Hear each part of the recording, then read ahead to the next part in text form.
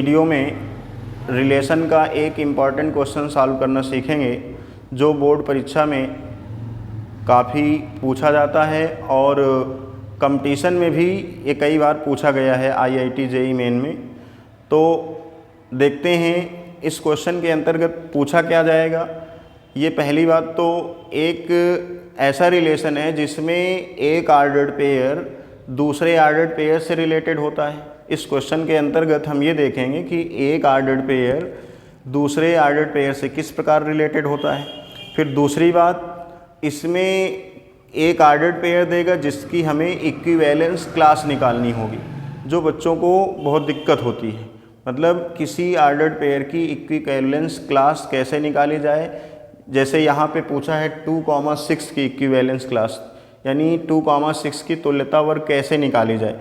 तुल्यता वर्ग का मतलब मैंने आपको बताया था कि इस ऑर्डर्ड पेयर से संबंधित कितने और ऑर्डर्ड पेयर हैं, मतलब इस ऑर्डर्ड पेयर से कितने और ऑर्डर्ड पेयर इस रिलेशन द्वारा रिलेटेड हैं, ये निकालेंगे हम। तो आइए देखते हैं क्वेश्चन क्या है। क्वेश्चन में कहा है कि let n be the set of all natural numbers and let r be a relation on n into n defined by a comma b related c comma d. D implies AD equals to BC for all a comma b c comma d belongs to n into n. Then show that r is equivalence relation on n into n. Also find the equivalence class 2,6. तो आइए देखते हैं इस question को कैसे हम solve करेंगे। तो पहले तो हमें जो गिवन है वो नोट किया। रिलेशन क्या डिफाइन है, a comma b related c comma d if only if a d is equals to b c for all a comma b c comma d belongs to n into n. ये इसका मतलब ये है कि आप सब जानते हैं कि ऑर्डर्ड पेयर किसका एलिमेंट होता है। ऑर्डर्ड पेयर कार्टेशियन प्रोडक्ट से जो मतलब किन्हीं दो सेटों का अगर हम कार्टेशियन प्रोडक्ट करें और उसमें जो एलिमेंट बनेंगे वो ऑर्डर्ड पेयर होंगे, आपको पहले से पता है। तो यहाँ पे भी एक सेट है जिस n, उन दोनों को मल्टीप्लाई किया गया तो उनका कार्टेशियन प्रोडक्ट क्या होगा, n क्रॉस n। अब ये जो a comma b c comma d क्या है, इस सेट के एलिमेंट हैं। तो अब हम देखते हैं कि ये रिलेशन, पहले इस क्वेश्चन में हम ये देख लें कि ये रिलेशन किस प्रकार से डिफाइन है। इसको समझना बहुत ज़रूरी है कि इसको हमने कैसे ये रिलेशन डिफाइन है, मतलब ये फर्स्ट ये a comma b c comma d से किस प्रकार रिलेटेड है, ये पहले समझ लें। तो इसमें किया क्या गया है कि फर्स्ट ऑर्डर्ड पेयर के कंपोनेंट फर्स्ट ऑर्डर्ड पेयर का फर्स्ट कंपोनेंट मल्टीप्लाई किया गया है किससे, सेकंड वाले के सेकंड से। इसका फर्स्ट और उसका सेकंड वाले का सेकंड मल्टीप्लाई किया, किसके इक्वल है, फर्स्ट वाले का सेकंड कंपोनेंट दूसरे वाले के फर्स्ट के मल्टीप्लाई के इक्वल है। अर्थात पहला दूसरे से मल्टीप्लाई किया गया, दूसरा पहले से किया, ये इस प्रकार से रिलेटेड है। अब ये बात तो अगर ऑर्डर्ड पेयर से हम रिलेशन में कैसे, मतलब अगर हमें इस प्रकार लिखा हो तो हम इस तरह लिख लेंगे, परंतु जैसे आप लोग कमेंट में बताइएगा हम इसको क्या लिख सकते हैं, P comma Q related R comma S को। आप लोग कमेंट में बताइए कि P comma Q related to R comma S को हम जैसे ये लिखा है तो इसको ये लिख सकते हैं। तो इसको हम किस प्रकार से यहाँ पे लिख सकते हैं, इसमें क्या किया गया है आप फिर से समझिए, इसको कमेंट में आपको आंसर देना है। इसको हम कैसे लिख सकते हैं, first multiply second equal second multiply first, ठीक है, इस तरह लिख सकते हैं। अब अगर हमको रिलेशन दे दिया जाए, मतलब ये पोर्शन दे दिया जाए, अब जैसे हमको ये दे दिया जाए AD इक्वल BC, ये दे दिया गया। अब हम इससे वापस ऑर्डर्ड पेयर में कैसे लिखें, ये तो रिलेशन है, मगर हम इसको ऑर्डर्ड पेयर कैसे बनाएं ये समझ लो। अब ऑर्डर्ड, इससे हम ऑर्डर्ड पेयर कैसे बनाएंगे, ध्यान देना। हम लिखेंगे इधर से, मेरी तरफ से, ये लेफ्ट हैंड से पहला पहला नोट कर लो, ए और बी, फिर आर लिख दो, आर लिख दिया। अब क्या करना है कि राइट हैंड से, इधर से पहला पहला नोट कर दो, राइट हैंड से सी डी। समझ गए क्या करना है? पहले मतलब इस तरह हमें दिया है तो ऑर्डर्ड पेयर कैसे बनाना है, इस तरह दिया है तो रिलेशन कैसे लिखना है, दो बातें। इस तरह दिया है तो ये कैसे बनाना, इस तरह दिया है तो ये कैसे बनाना। तो मेरी बात समझो, अगर हमें इस तरह दिया है तो क्या करना होगा, फर्स्ट का सेकंड से मल्टीप्लाई किया इक्वल सेकंड का फर्स्ट से मल्टीप्लाई किया। परंतु जब हमें ये दिया हो, अब इसे ऑर्डर्ड पेयर के फॉर्म में बनाना हो तो क्या करना है, फर्स्ट ए कॉमा बी, इधर से, मेरी तरफ से इधर से फर्स्ट। अब क्या करना है, उधर से फर्स्ट सी फिर डी। ठीक है, तो आइए अब हम इसको रिफ्लेक्सिव प्रूफ करना सीखेंगे। रिफ्लेक्सिविटी में ध्यान देना, मैंने लिखा let a comma b belongs to n into n. A comma b इसका कोई आर्बिट्री कांस्टेंट है, एक या एलिमेंट है। अब हम क्या करेंगे, अब हमने लिखा a comma b belongs to n. अब हम जानते हैं कि a b is equals to b a होता है, a b is equals to b a. अब हमको देखना है कि ये इस रिलेशन में जैसे ये दिया है, इससे हम ऑर्डर्ड पेयर कैसे बनाएंगे, इससे ऑर्डर्ड पेयर कैसे बनाएंगे। ध्यान देना, मैंने क्या सिखाया, पहले लेफ्ट हैंड से, अब हम ये रिलेशन से इसमें जाएंगे। जैसे इससे ये लिखा गया तो इसको हम इस तरह क्या लिखेंगे, तो मैंने क्या किया, फर्स्ट और इसका फर्स्ट, इधर से बाईं तरफ से फर्स्ट उठाया, ऐसे ए कॉमा बी रिलेटेड, रिलेशन लिखा। अब इधर से, पहले मैंने क्या किया, इधर से ये ऐसे ए कॉमा बी ऐसे लिख लिया। अब मैंने क्या किया, मैं इधर से इस तरफ से ए कॉमा बी लिख दिया, ए कॉमा बी हो गया। For all a comma b belongs to n into n. अब ये देखो, ये ordered pair a comma b से ही रिलेटेड है, मतलब इस रिलेशन में जितने भी ऑर्डर्ड पेयर होंगे वो सभी खुद से रिलेटेड होंगे। इसलिए मैं कह सकता हूँ, so R is reflexive relation on set n into n, on set n into n. अब इसके बाद देखिए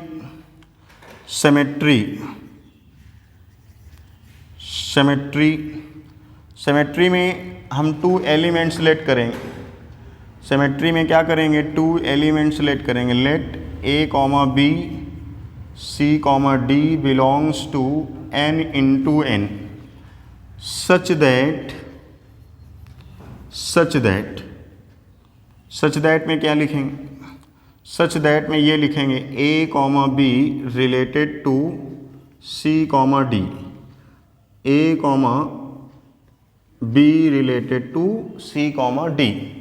अब हमको सिमेट्रिक में मैंने आपको बताया था कि अगर कोई रिलेशन सिमेट्रिक तब होगा अगर ए रिलेटेड हो बी से, अगर ए रिलेटेड हो बी से तो पक्का उसमें क्या होना चाहिए, बी रिलेटेड ए होना चाहिए।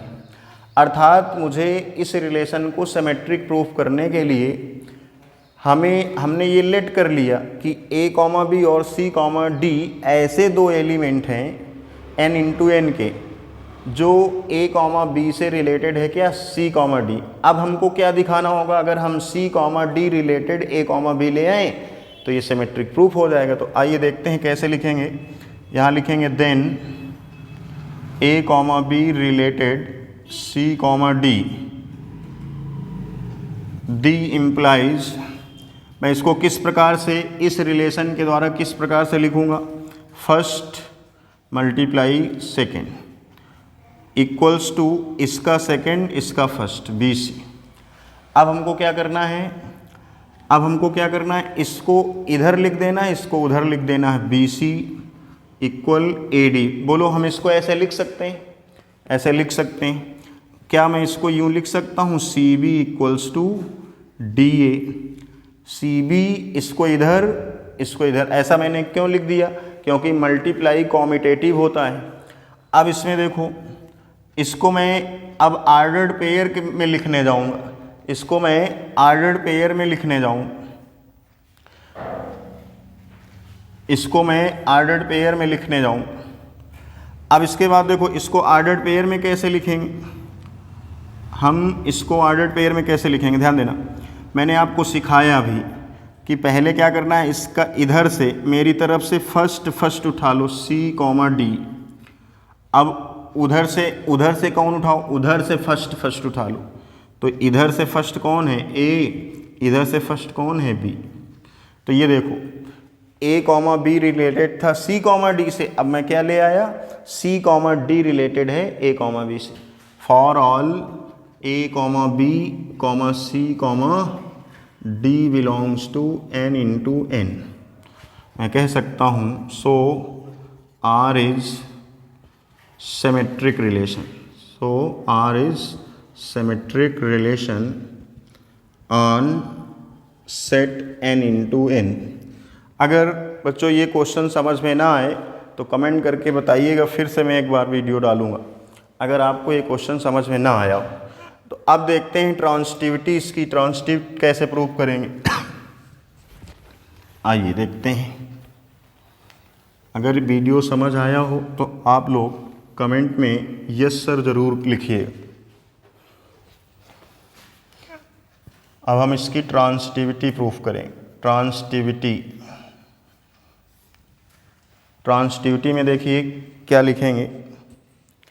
ट्रांसिटिविटी में आप लोगों को पता है 3 एलिमेंट लिए जाते हैं। Let A, B, C, D, E, F belongs to N, N such that, इसमें हमने 3 एलिमेंट ऐसे लिए कि A, B रिलेटेड है C, D से, और C, D रिलेटेड है E, F से, such that A, B is related to C, D and C, D is related to E, F। अब हम इसको देखो, ध्यान से देखिएगा कैसे प्रूफ करेंगे ट्रांसिटिव। इतना हमें गिवन होता है, डिफिनीशन ये कहती है, डिफिनीशन इसकी क्या कहती है, if A is related to B and B is related to C then A is related to C। अगर हमको ये पता हो किसी रिलेशन में कि A का B से है और B का C से, ये हमें पहले से पता हो, तो A का C से है तो ट्रांसिटिव, A का C से नहीं है तो ट्रांसिटिव नहीं है। अगर मैंने ये भी बताया था कि अगर A का B से और B का C के जैसे 2 ऑर्डर्ड पेयर ही ना हो तो भी वो ट्रांसिटिव होगा। तो यहाँ पे हमें ये 2 बातें दी हैं कि ये इससे रिलेटेड है और ये इससे रिलेटेड। अब हमको क्या निकालना है कि ये इससे रिलेटेड होगा। आइए देखते हैं कैसे रिलेटेड करेंगे। तो मैं यहाँ पे लिखूँगा ऐसे A, B related to C, D and C, D related to E, F। अब हमने क्या किया, दी इम्प्लाइज लगाया। अब हमको इसको बताइए ज़रा, हम इस रिलेशन से क्या लिख पाएंगे। जैसे ये रिलेशन से इसको ये लिखा गया है, इसका मतलब ये था, तो इसके स्थान पे तो हम यही लिख लेंगे, AD is equals to BC। अब हम इसके प्लेस में क्या लिखेंगे, कमेंट करके ज़रा बताइए इसके स्थान पे क्या आएगा। इसके स्थान पे रूल क्या था, फर्स्ट का मल्टीप्लाई सेकंड के सेकंड से, CF। इस फर्स्ट का इस ऑर्डर्ड पेयर के सेकंड से इक्वल होगा किसका, इसका सेकंड उसके फर्स्ट से, यानी D।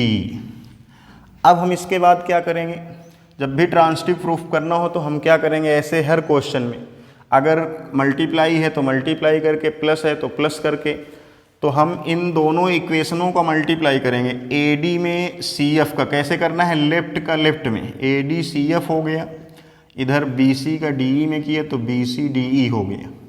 अब इसमें देखो D और C कैंसिल हो गए, तो मेरे पास बचा AF इक्वल BE। अब फिर देखो, जैसे मैंने इसमें ये बात थी तो हम इसको ये लिख सकते हैं, ये है तो ये लिख सकते हैं। अब हमको देखना है कि हम इसको आर्डर्ड पेयर के फॉर्म में इस तरह क्या लिखेंगे। इसको कमेंट करके बताइए अगर आपको समझ आई थी ऊपर की बातें। तो इसको इस तरह क्या लिखेंगे, जैसे ये लिखा हुआ है, इसको हम इस तरह क्या लिखेंगे, कमेंट करके बताइएगा ज़रा, मुझे समझ आएगा कि आपने समझा है। देखेंगे, मैं फिर भी बता रहा हूँ। अब मैंने इसमें क्या बताया था कि इसको आर्डर्ड पेयर कैसे बनाना। मैंने कहा था पहले क्या करना है, लेफ्ट से, मतलब इधर से ऐसे, इधर से पहला आर्डर्ड पेयर बना लो, फिर R लिखो, फिर क्या करना है, उधर से पहला बना लो। तो मैं यहाँ पे भी देखो, इधर से इस तरफ से, पहले इस तरफ से ऐसे जाना है, A, B, पहला उठाया। अब मैं क्या करूँगा, दूसरा आर्डर्ड पेयर क्या बनेगा, पहला आर्डर्ड पेयर कैसे बनाना है, इधर से पहला उठाना है। अब दूसरा कैसे बनाना, उधर से पहला उठाना, इधर से पहला कौन पड़ेगा, E, इधर F, तो E, F for all A, B, C, D और E, F belongs to N into N। ये देखो आ गया, इसका इससे था, तो अब हमने प्रूफ कर लिया कि ये इससे रिलेटेड है। तो मैं कह सकता हूँ कि यहाँ लिख सकता हूँ, so R is transitive relation on set N into N। अब हमने देखा कि ये रिलेशन क्या है, since R is reflexive symmetric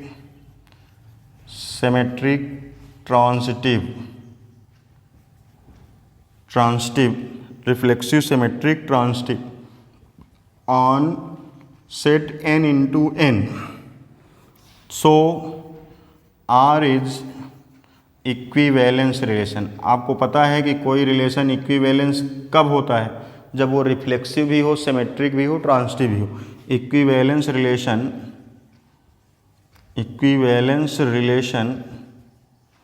on set N into N। अब हम लोग इस क्वेश्चन में क्या करेंगे, इसकी इक्विवेलेंस क्लास निकालेंगे। आइए देखते हैं इसकी इक्विवेलेंस क्लास कैसे निकालें। आइए देखते हैं इक्विवेलेंस क्लास कैसे निकालेंगे इसकी, देखेंगे। इसका जो फार्मूला आप लोगों ने पढ़ा था, मैंने बताया था पिछले वीडियो में, वो था x सच दैट